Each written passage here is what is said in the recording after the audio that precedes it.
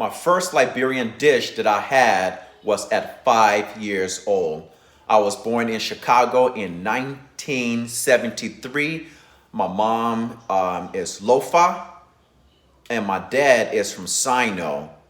And at 5 years old, my dad had a job with the UN, so I ended up moving into Liberia, and that's where I learned how to speak Kru, because I ended up moving to Sino County, and I lived there for a very, very long time in a village. So what a great experience. But my very first Liberian dish that I had was at 5 years old. Okay, now keep in mind, I was born in Chicago. You have lights, you have McDonald's, you have all these fancy things. Okay, when we got to Liberia, okay, I looked at my dad and I said, hey, Dad, can you give me $5 because I need to go buy McDonald's? My dad looked at me and spoke in Liberian English.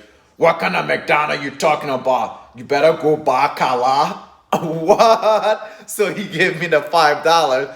I went on the street and I bought the kala. Okay, keep in mind I'm 5 years old. Okay, so I'm thinking kala is something like McDonald's. Okay, but it wasn't. At 5 years old, I took a bite of that kala. Okay, and my mouth was on fire. My butthole was on fire. I ran to the bathroom.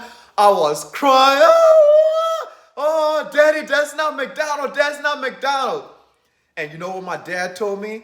He told me, son, you need to learn your culture. Whoa, what a way to teach your kid. So after that day, I never looked back, and I started eating kala every morning. At 5 years old, I got used to the hot pepper and kala. So that was my very first Liberian dish experience, eating kala. What's your experience? Okay, what's your first dish that you remember?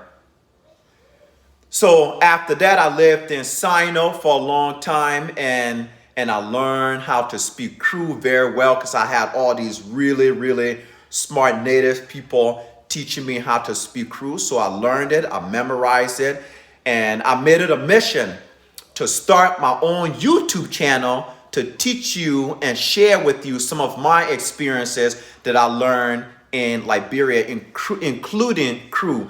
And the reason the Kru language is so beautiful and so important, well, it's like, in my opinion, the Kru language is the hardest language to speak on the planet. I also speak a little bit of Japanese, and is really, really easy to speak. But the Kru language is the hardest one because every little twist of the tongue, every little lift of the tongue means something. And to me, it is so beautiful.